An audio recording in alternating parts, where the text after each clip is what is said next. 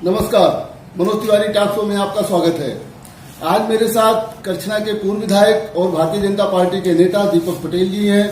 दीपक पटेल जी प्रयागराज की राजनीतिक हैसियत में एक अपना स्थान रखते हैं। आइए हम दीपक पटेल जी से ढेर सारी बात करते हैं।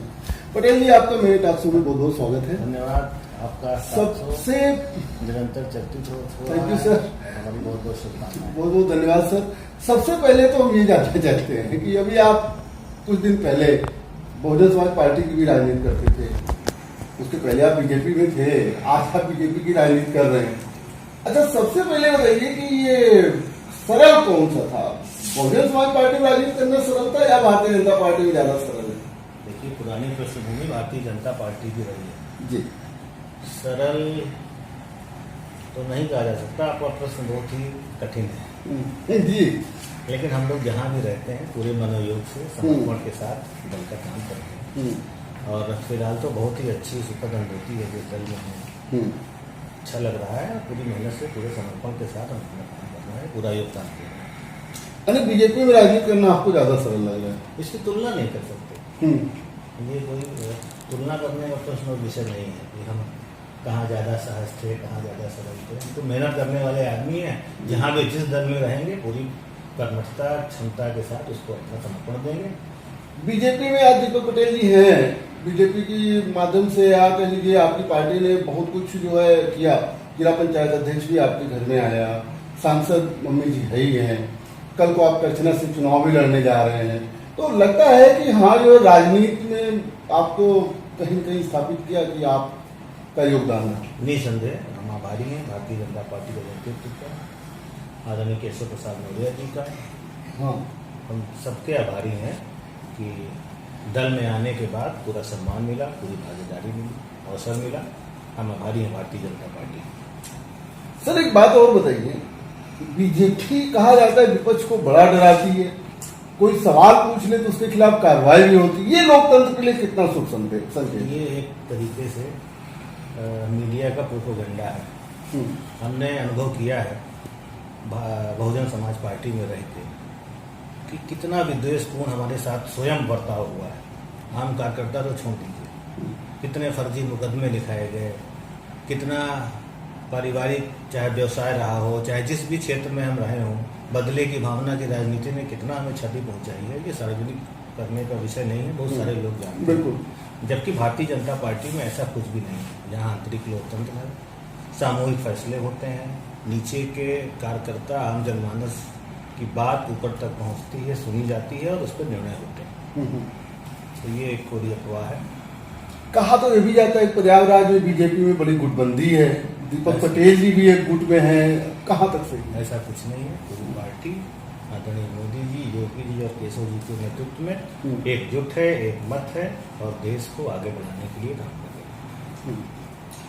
नेताजी, प्रयागराज में तो सड़कों का बहुत विकास हुआ, चारों तरफ विकास हुआ, यहाँ तक कि आउटर रिंग रोड और ring road, internal ring road की जो स्वीकृति भी हुई है, पुल उल बने, तमाम चीज देखा गया।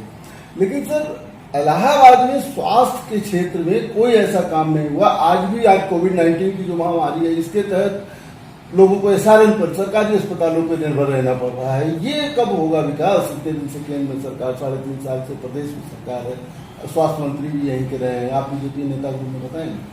आपकी दृष्टि वहाँ तक नहीं गई। जहाँ तक सरकारी अस्पतालों का प्रश्न है, तो सरकार की ये प्राथमिकता है कि जो भी कोविड के मरीज हैं कोरोना के, उनका पहले उपचार सरकारी अस्पतालों में हो। जब वहाँ स्थिति नहीं बनेगी, वहाँ के बेड्स भर जाएंगे, तो उसके बाद की स्थिति है प्राइवेट अस्पतालों को अलाउ करना। और जहाँ स्वास्थ्य सेवाओं की बात है तो बहुत बड़े काम हुए हैं स्वास्थ्य सेवाओं को लेकर।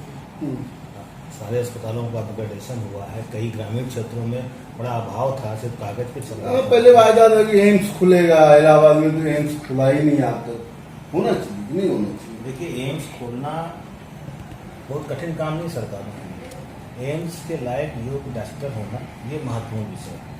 हमारे देश में आज़ादी के बाद मेडिकल कॉलेज नहीं थे। आज सरकार का ये एजेंडा था, हमारे संकल्प पत्र में था कि हर जिले में हम एक मेडिकल कॉलेज की स्थापना करेंगे और सरकार उस एजेंडे पे काम कर रही है। एम्स आप खोल के क्या करेंगे जब आपके पास डॉक्टर्स नहीं होंगे?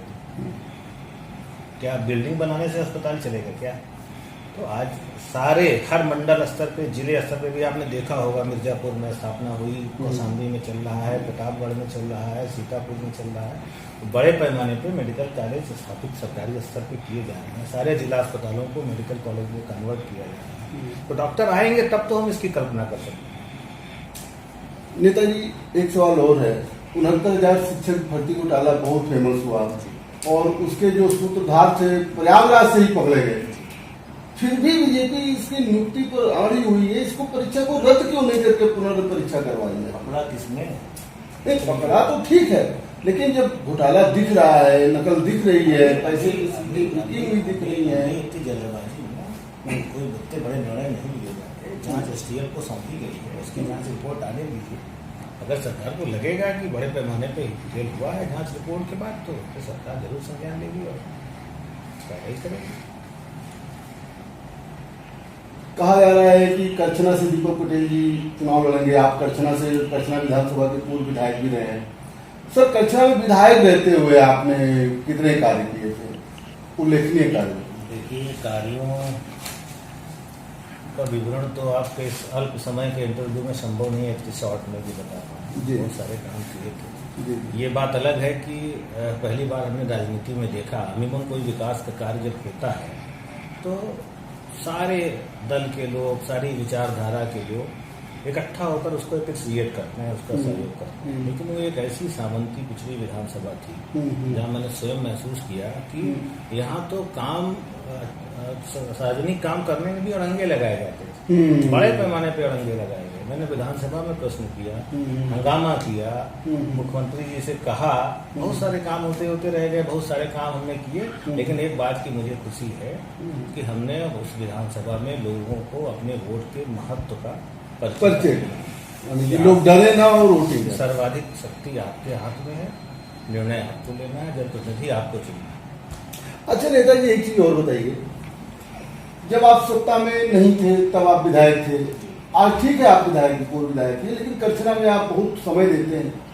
आज उत्तर प्रदेश में जो है सरकार भी भाजपा की है, भाजपा नेता है। इस रूप में करछना के डेवलपमेंट के लिए आपने कोई प्रस्ताव किया, प्रस्ताव ले आए, क्या काम?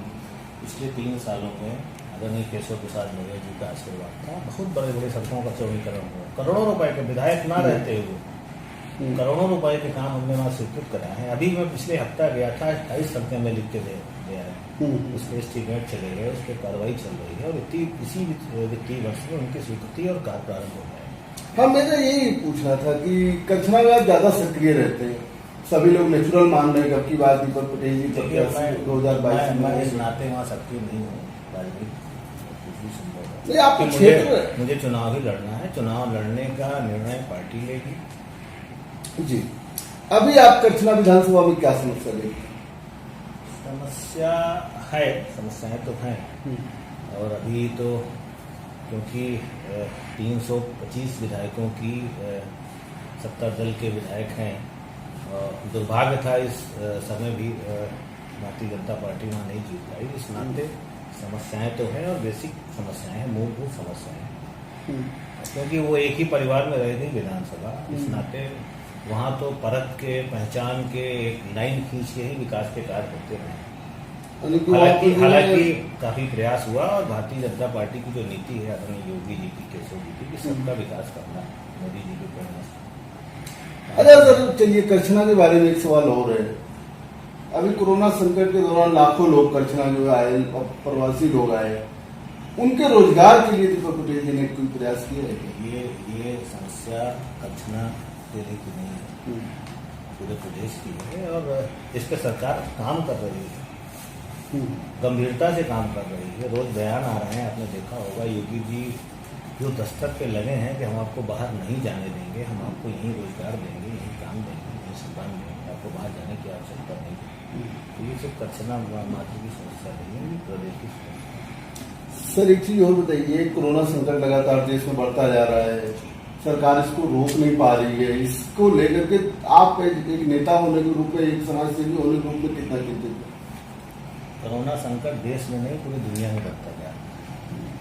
अमेरिका जैसा समृद्धशाली देश, जिसके बारे में सर्वविदित है, लाखों लोगों की मृत्यु इस महामारी स्थिति। हाँ, 1,29,000 पूरी दुनिया में बड़ी संख्या में लोग मारे गए इस महामारी के कारण। बिल्कुल। और लेकिन जिस स्तर पर प्रयास, मैं बहुत बहुत तारीफ करूँगा अपने प्रदेश के मुखिया जी की, जो काम उन्होंने इस संकट के दरमियान किए।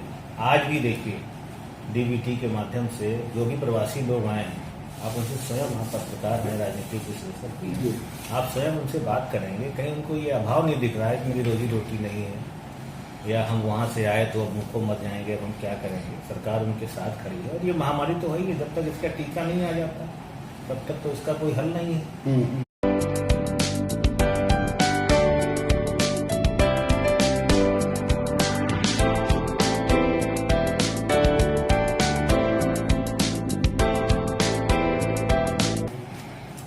अच्छा नेताजी, 2022 में चुनाव होगा। 2022 में जो बाहर से परेशान होकर लोग आए हैं, तो हम लोग पैदल चलते हुए दिखे हैं, वो भारतीय जनता पार्टी वोट करेंगे क्या? देखिए, नाम मात्र की संख्या है और जितना परेशान हुए हैं उससे कई हजार गुना ज़्यादा उनको सरकार ने सहूलियत भी दी। वो एक प्रोपेगेंडा था विपक्ष का। आपने देखा होगा ढेर सारे वीडियोस वायरल हुए, कोई पाकिस्तान का था, कोई बांग्लादेश का था, कोई 3 साल पुराना था। तो राजनीति में चलता है, बट कहीं कोई आस की स्थिति में आप जाइए, प्रवासियों से बात करिए। हमको तो नहीं लगता, हम लोग भी फील्ड में ही हैं लगातार, कोई इसमें है कि सरकार को पूछ रहा हूँ, ऐसा कुछ नहीं है। उसके बाद की स्थितियाँ बहुत ही उनके लिए अच्छी सुखद हैं और सरकार उनके साथ है। नेताजी, करछना विधानसभा के फिर एक क्वेश्चन है मेरा।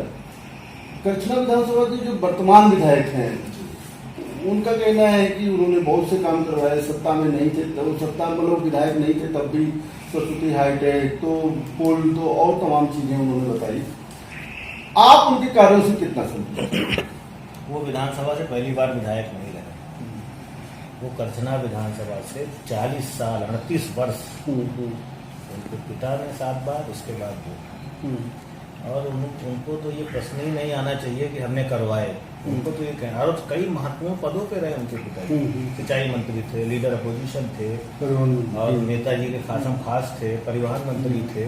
तो उन्हें तो ये प्रश्न रखना ही नहीं चाहिए था। उनको तो ये कहना चाहिए था कि 40 साल से हमारा परिवार इस विधानसभा का नेतृत्व किया है, तो ये विधानसभा विकास के मामले में संपूर्ण है, परिपूर्ण है। अभी वो सरस्वती हाईटेक सिटी की आप बात कर रहे हैं, ये बहुत ही गैर जिम्मेदाराना काम था पिछली समाजवादी पार्टी की सरकार का। औद्योगिक दृष्टि से एक्विजिशन हुआ था, उस भूमि का अधिग्रहण हुआ था, और उसमें आपने घर मकान प्लॉटिंग कर रही है सरकार। किसान को दिया 20 रुपया बीघा, और ये कहा गया कि इसमें उद्योग लगेंगे, आपके परिवार को नौकरी लगेगी। और अब पूर्ण व्यवसाय पे उतर आई वो समाजवादी पार्टी की सरकार। अब उसको कन्वर्ट कर दिया कि हम मकान बना रहे हैं जब प्लॉटिंग कर रहे हैं, मतलब रेजिडेंशियल तो विकास कर रहे हैं। सर ये बताइए, तो बीजेपी की सरकार है, वो तो उनके कानून, उनके नियम को तो पलट सकती है। आप सरकारी हजारों करोड़ रुपया जिस योजना में खर्च हो गया, अब उसको बीच में रोकना, जिन लोगों ने प्लॉट वहाँ खरीदा, तो वो भी तो इंसान थे, अपना पैसा दिया, गाड़ी कमाई का, उन्होंने पैसा जमा किया। अब सरकार उनको क्या करेगी? अच्छा चलिए, आपने सामूहिक इंटरेस्ट इन्वॉल्व कर दिया, सरकार की भी मजबूरियां होती हैं। अपने हजारों लोगों को वहाँ जमीन प्लॉट बसाती है, सरकार का काम प्लॉटिंग करना है, किसानों की जमीन लेके। आप जो जमीन उद्योगों की स्थापना के लिए अधिग्रहित की गई थी, वहाँ उद्योग स्थापित होने से रोजगार मिलेगा। सर, आप तो विधायक रहे, विधानसभा में बहुत सक्रिय भी रहते थे। आज आप बताइए, राजनीति का ट्रेंड किस तरीके से बदल रहा है? राजनीति का ट्रेंड बहुत बदला है। ये एक सुखद संकेत है देश की राजनीति की। आज लोग अपने मत के प्रति सजग हुए हैं। जातिवाद, क्षेत्रवाद, एक बोलबाला था एक टाइम, अपराध, इन चीजों, राजनीति का भी अपराधीकरण जबरदस्त हुआ था। पैसे वाले लोग आए, एक दौर चला इन सब चीजों का। आज हर व्यक्ति राष्ट्रवाद, क्षेत्र के विकास, अपने मान सम्मान और अपने सुखद उज्जवल भविष्य के लिए योग कर रहा है। और अभी आपने देखा पिछले लोकसभा के चुनाव में उत्तर प्रदेश की राजनीति में एक बहुत बड़ा प्रयोग हुआ समाजवादी पार्टी और बहुजन समाज पार्टी के गठबंधन। बिल्कुल। और वो पूरा प्रयोग फेल हो जो पूर्णतया जातिवाद पर आधारित था, फेल ही नहीं हुआ, ध्वस्त हो गया, जमीन दोज हो गया। 51% वोट पाना ये सदियों के बाद हुआ होगा, दशकों के बाद प्रदेश की राजनीति। 51% जो किसी एक दल को वोट मिला होगा, और वो आदरणीय मोदी जी के नेतृत्व में, भारतीय जनता पार्टी के नेतृत्व में लोगों का भरोसा था उन पे। लोगों ने सारी सीमाओं को, सारी बाधाओं को तोड़कर। नहीं, आप कह रहे हैं कि सपा और बसपा केवल जातिवादी राजनीति करती हैं, आप बीजेपी जातिवाद की राजनीति नहीं बोल सकते। यहाँ कुछ नहीं है, यहाँ सबका सम्मान है, सबका खाली ध्रुवीकरण करती है। ध्रुवीकरण कहाँ हो? ध्रुवीकरण है, ध्रुवीकरण आपका जो इशारा है हिंदू मुसलमान का, हमारा इशारा है विकासवाद का, और बिना विकास का ध्रुवीकरण हुआ। जो विकासवादी सोच के लोग हैं भारतीय जनता पार्टी के साथ हैं, जो जातिवादी अपराध के साथ हैं वो उनके साथ। ध्रुवीकरण है, हम मानते हैं। अच्छा, आप एक चीज और मानते हैं कि कोरोना संकट की वजह से जिला पंचायत चुनाव टल जाएगा? वस्तु स्थिति की मांग तो यही है, क्योंकि रोज मरीज बढ़ रहे हैं और अभी सबकी प्राथमिकता कोरोना से निपटना है। सरकार की, जनमानस की, सबकी सोच भी बदली है। अभी बहुत औचित्य बनता नहीं चुनाव का, हम भी इस पक्ष में नहीं है। और स्थितियां भी सारी मशीनरी बड़े पैमाने पर युद्ध स्तर पर लगी है, सबकी प्राथमिकता इसमें कोरोना है। स्वास्थ्य ज्यादा जरूरी है, ये चुनाव टल सकता है। तो जहाँ है अभी सुप्रीम कोर्ट का जो निर्णय आया उसके अनुसार जिला पंचायत अध्यक्ष के लिए जो हाई कोर्ट के निर्णय को बदल दिया गया। फिर जो है वोटिंग के लिए नो कॉन्फिडेंस मोशन पे वोटिंग के लिए 2 महीने का समय दिया गया है। वर्तमान जिला पंचायत अध्यक्ष रेखा सिंह को दीपक पटेल भाजपा के नेता मानते हैं कि नहीं, या भाजपा के जिला अध्यक्ष मानते हैं? वो तो कहती हैं कि हम भारतीय जनता पार्टी में हैं, जी, लेकिन जो एक भारतीय जनता पार्टी में सम्मिलित होने का जो तरीका है वो उस हिसाब से नहीं आई। लेकिन वो कहती हैं तो भारतीय जनता पार्टी तो एक परिवार है, और बड़े अच्छा है, हम भी स्वीकार करते हैं, अच्छा है पार्टी के साथ। जिला पंचायत अध्यक्ष बड़ा राजनीतिक आपका वो भी रहा है, अध्ययन रहा है उस पर। आपको लगता है कि अगला जिला पंचायत अध्यक्ष कौन होगा? लक्ष्मी सिंह?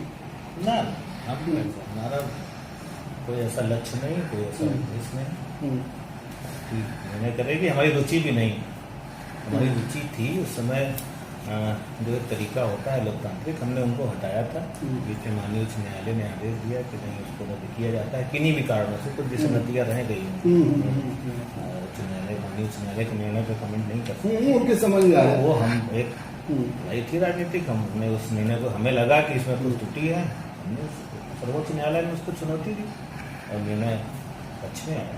अच्छा सर, आप जिले की राजनीति में बहुत अच्छी रुचि रखते हैं, तमाम लोग आपके यहाँ आपसे गाइड भी लेते हैं। आपको लगता है कि 2022 विधानसभा का जब चुनाव आएगा, थोड़ा करीब आएगा, तो प्रयागराज जिले में ढेर सारे राजनीतिक बदलाव होंगे? ये तो हर चुनाव के पहले का एक संस्कृति बन गई। किसी को टिकट मिला, किसी को नहीं मिला। टिकट तो विधानसभा में हर दल एक ही व्यक्ति को दे सकते हैं, वो होता है। लेकिन चुनाव की इश्यूज अब व्यक्ति पर नहीं रह गए, अब दल, उसकी विचारधारा, उसके द्वारा किए गए कार्य, इन सब का बहुत ही ये अवसरवादी राजनीति का एक बहुत काला अध्याय नहीं है क्या? व्यक्ति अवसरवादी है, जनता नहीं है। उसको एहसास है कि कौन हमारा हितैषी है, कौन हमारी भलाई कर रहा है, कौन हमारे अच्छे के लिए काम कर रहा है। तो व्यक्ति तो भटकता है कहीं, जहाँ उसका स्वार्थ सिद्धि नहीं होता तो लोग आते जाते हैं। प्रयागराज की राजनीति में कहा जाता है दीपक पटेल उप मुख्यमंत्री केशव पटेल जी के बड़े करीबी हैं। दीपक पटेल उप मुख्यमंत्री केशव प्रसाद को मुख्यमंत्री के रूप में देखना चाह रहे हैं। देखिए, ये निर्णय भी हमारे यहाँ आंतरिक लोकतंत्र है, निश्चित तौर से नेता करेंगे, लेकिन इसमें कोई दो राय नहीं। रमी केशव प्रसाद जी मेरे ही नहीं, पूरे प्रदेश के नेता हैं, उनका बड़ा सम्मान है, उनका बड़ा स्नेह रहता है हम पे। और राजनीतिक कारणों से भी, जैसे मैंने अभी आपको एक उदाहरण दिया कि वो लोग निर्माण विभाग के मंत्री हैं, और हमने उनसे तकरीबन 100 बड़ी सड़कें बारह और कमिश्नर की, हमने उनसे निवेदन किया। उन्होंने कहा ये सारी मैं सैंक्शन कर रहा हूँ, निश्चित तौर पर उनका पूरा सम्मान है। अगला सीएम आप देखना चाहेंगे? बताया ना आपको, हमारे यहाँ निर्णय नेतृत्व और विधायक से मिलकर करते हैं। आपको लगता है 2022 में बीजेपी सरकार को कौन सी पार्टी टक्कर देगी? फिलहाल तो कोई नहीं दिख रहा है। अभी कोरोना की महामारी थी, जिस तरीके से भारतीय जनता पार्टी के लोग यही कहेंगे कि जान हथेली पे रख के, जहाँ लोगों में इतना खौफ डर था कि घर से मत निकलो, बाहर मत जाओ, गली गली में सेवा भाव से सारे दर्द को एक किनारे करके, इग्नोर करके उन्होंने सेवा का काम किया। तो कहीं कोई दिखा नहीं है पुलिस, कहीं नहीं दिखा। आप स्वयं भी इसका आकलन कर सकते हैं जनता जी। तो कहीं कोई टक्कर में नहीं है। सब दलों की स्थिति आप भी जान रहे हैं, आप राजनीतिक की स्थिति कि सिर्फ बयान पे सब सीमित है। और कुछ लोगों की राजनीति तो बयान पर ही टिकी है और वहीं पर खत्म हो जा रही है। खत्म हो जाए करना। अच्छा नेताजी, अब मैं क्लोजिंग करने के पहले आपसे एक सवाल करूंगा। सवाल नहीं, मेरा जो है एक निवेदन है। आप करछना की जनता को लास्ट में क्या संदेश देना चाहेंगे? करछना की जनता का बहुत बहुत आभारी हूँ। उस सामंती विधानसभा में जहाँ हर व्यक्ति से डर और खौफ के नाम पे वोट लिया जाता था, बहुत प्रतिकूल परिस्थितियों में जब प्रयागराज जनपद में महज 3 सीटों पे बहुजन समाज पार्टी जीती थी, तो उसने हमें जिताने का काम किया। हम उनके बहुत बहुत आभारी हैं। और बिना किसी स्वार्थ और लालच के, हमने उनसे पहले भी कहा था चुनाव लड़ने से पहले कि आपकी सेवा का संकल्प लेके हम आपके बीच में आए हैं। और आगे भी उन्होंने राजनीति में स्थापित किया है विधायक बन के, आगे भी उनकी सेवा बिना किसी निजी स्वार्थ के हम करते रहेंगे आजीवन। पटेल जी, आप हमारे टॉक शो में भाग लिया, आपको बहुत बहुत धन्यवाद। धन्यवाद। आपने अपने इस टॉक शो में हमें भी अपना भागीदार और हिस्सेदार बनाया और हमारी कामना है कि आपका ये टॉक शो निरंतर आगे बढ़ता रहे। जैसा कि आपने देखा, मेरे साथ जो है भाजपा नेता पूर्व विधायक दीपक पटेल जी थे। दीपक पटेल जी ने कहा कि बीजेपी के कार्यकर्ता, सब पदाधिकारी कोरोना संकट में सबकी मदद करते रहे और आज किसी को किसी तरह की परेशानी नहीं है। आने वाले 2022 के चुनाव में कोई भी दल भारतीय जनता पार्टी का सामना नहीं कर सकती है और केशव प्रसाद जी एक अच्छे नेता हैं जिनका सारा ध्यान विकास पर जो लगा हुआ है। आगे भी हम प्रयागराज के तमाम नेताओं से आपकी मुलाकात करवाते रहेंगे। देखते रहिए।